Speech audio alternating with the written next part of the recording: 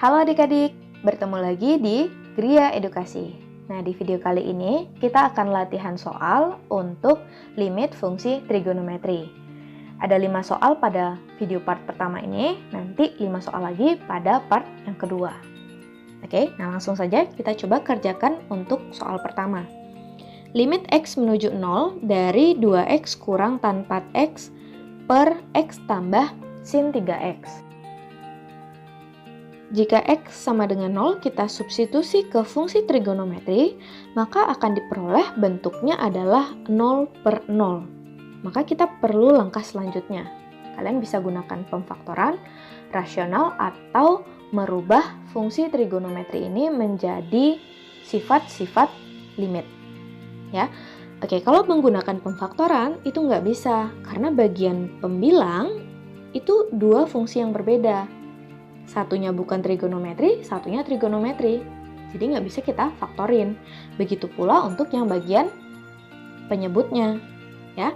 Nah, caranya adalah kita manipulasi dengan membagi pembilang dan penyebut dengan X. Oke, berarti kalau kita tulis, ini jadinya limit X menuju 0 dari 2X per X kurang tan 4X per X per X per X tambah sin 3X per X. Jadi semuanya kita bagi dengan X. Oke. Yang ini X-nya bisa kita hilangin, hasilnya adalah 2 kurang. Nah, ini tan 4X per X. Itu hasilnya adalah 4 per 1 berdasarkan sifat limit fungsi trigonometri. Berarti ini kita ganti dengan 4 per 1 per, ini juga X per X kan 1 ya. Tambah, nah yang ini hasilnya adalah 3 per 1. Oke, kalau kita rapiin jadinya 2 kurang 4 per 1 tambah 3. Negatif 2 per 4, atau bentuk sederhananya adalah negatif 1 per 2. Ya, inilah hasilnya. Ya, nah sekarang lanjut lagi, kita kerjakan contoh berikutnya.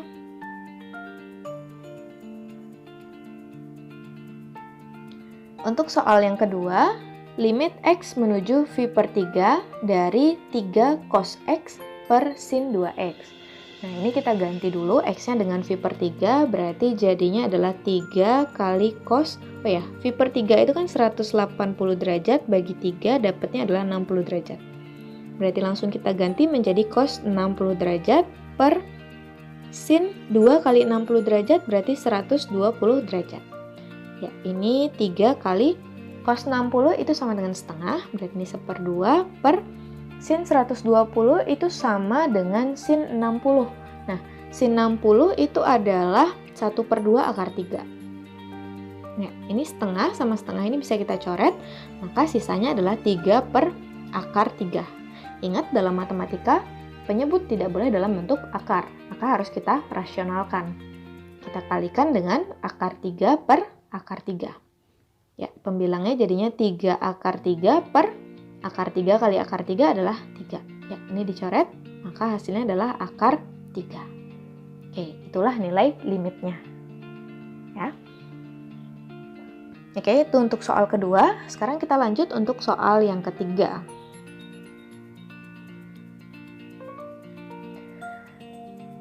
Limit X menuju 0 dari 8 tan kuadrat setengah X per 3 per 2X kali sin 4X. Oke, itu kalau kalian ganti X-nya dengan 0, hasilnya akan 0 per 0. Nah, berarti kita perlu langkah yang lain. Kalau difaktorkan itu udah nggak bisa, karena bentuknya udah perkalian semua, baik pembilang maupun penyebut. Nah, berarti kita coba rubah fungsi ini supaya sesuai dengan sifat-sifat limit fungsi trigonometri. Oke, itu jadinya kalau kita tulis ulang, limit X menuju 0, 8 kali, nah ini kan tan kuadrat setengah X, itu bisa kita tulis menjadi tan 1 per 2X kali tan 1 per 2X per, bagian penyebut adalah 3 per 2X kali sin 4X. Ya, nah sekarang kita pasangin. Yang ini kita pasangkan, terus yang ini kita pasangkan. Nah, ini ada di sifat kan? Maka ini 8-nya kita tulis saja 8 kali. Oke, untuk tan setengah X per 3 per 2X itu hasilnya adalah 1/2 per 3 per 2. Jadi nilai A per B. Gitu ya. Kalikan dengan, nah ini tan setengah X per sin 4X. Berarti hasilnya adalah A per B. Berarti 1 per 2 per 4. Nah, ini jadinya adalah 8 kali 1 per 2 kali 1 per 2 per 3 per 2 kali 4. Oke, ini bisa kita coret-coret. Ini sama ini dapat 4. 4 sama 2 kita peroleh 2. Kemudian 2 sama 4 kita peroleh hasilnya adalah 2. Maka sisanya adalah 2 per 3 kali 2. Ini dicoret 2-nya, hasilnya adalah 1 per 3. Ya, inilah nilai limitnya. Lanjut ke soal keempat. Limit X menuju 0 dari X kali tan 3X per 1 kurang cos kuadrat 2X. Kalau X-nya diganti dengan 0, nanti akan diperoleh hasilnya adalah 0 per 0. Oke, nah sekarang kita manipulasi sedikit. Pada sifat limit fungsi trigonometri itu nggak ada bentuk kosinus, yang ada hanya sin dan tan. Berarti untuk cos kuadrat 2X itu harus kita rubah, ya, supaya bentuknya itu memuat sin atau tan. Oke, kalian ingat sama rumus trigonometri yang identitas.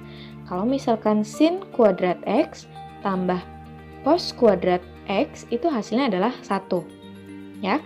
Nah, sekarang ini sin kuadrat X sama dengan 1 kurang cos kuadrat X.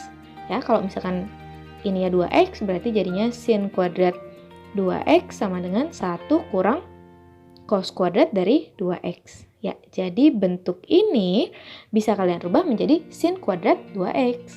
Oke, langsung kita ganti. Berarti limit X menuju 0, X kali tan 3X per, itu langsung dirubah menjadi sin kuadrat 2X. Ya, tinggal dijabarin. Berarti limit X menuju 0 per, nah itu kan kuadrat ya, berarti kita jabarin menjadi sin 2X kali sin 2X. Dah, tinggal dipasangin. Ini kalian pasangin, terus yang ini dipasangin. Oke, udah. Berarti untuk yang pertama, ini hasilnya, ini kan A-nya 1 ya, berarti 1 per 2. Kalikan dengan 3 per 2. Oke, maka hasilnya adalah 3 per 4. Oke, inilah nilai limit untuk soal yang keempat. Lanjut ke soal kelima, limit X menuju 0 dari 1 kurang cos 4X per cos 2X kurang cos X. Pada bagian pembilang masih terdapat bentuk kosinus, begitu pula pada bagian penyebutnya. Nah, berarti pembilang dan penyebut harus kita rubah agar sesuai dengan sifat-sifat limit fungsi trigonometri. Oke, untuk pembilang, kita ingat dengan rumus cos sudut rangkap. Ya, oke. Di video sebelumnya itu bisa kita tulis 1 kurang cos 4X dapat kita rubah menjadi 2 sin kuadrat dari 2X. Ini 4X, maka ini setengahnya. Ya. Kemudian untuk yang bagian penyebut, itu ingat sama rumus cos pengurangan. Cos 2X kurang cos X. Ini kita rubah menjadi negatif 2 sin penjumlahannya, berarti sin dari 2X tambah X per 2, kalikan dengan sin pengurangannya sekarang, berarti 2X kurang X per 2. Ya, ini jadinya negatif 2 sin 3 per 2X kali sin 1 per 2X. Ya, udah. Sekarang pada soal langsung kita rubah. Limit X menuju 0, yang pembilang kita rubah menjadi 2 sin kuadrat 2X per penyebutnya menjadi negatif 2 sin 3 per 2X kali sin 1 per 2X. Oke, pembilangnya itu kan ada kuadrat ya, kita pecah aja biar lebih mudah. Oh ya, ini 2 sama 2-nya coret aja, berarti yang bagian atas jadinya sin 2X kali sin 2X per sin 3 per 2X kali sin 1 per 2X. Oh ya, ada negatifnya. Nah, sekarang tinggal dipasangin. Yang ini kalian pasangin, berarti hasilnya adalah A per B. Berarti 2 per 3 per 2. Berarti 2 per, itu kan masih ada negatif ya. Oke, negatif 3/2. Kemudian yang ini bisa kita rubah menjadi 2/1/2. Oke, itu kalau kita rapiin jadinya 4 per negatif 3/2 kali 1/2. Maka itu dapatnya adalah 4 per negatif 3/4 gitu ya. Nah, 4 yang ini bawa ke atas, dapatnya 16 per negatif 3. Atau bisa kita tulis dengan negatif 16/3. Ya, inilah hasilnya. Oke, bisa dipahami? Kalau ada yang masih membingungkan, kalian boleh tulis di kolom komentar. Nah, untuk latihan soalnya masih ada 5 soal yang akan kita bahas pada video selanjutnya. Ya, jadi sampai ketemu di video selanjutnya. Bye-bye.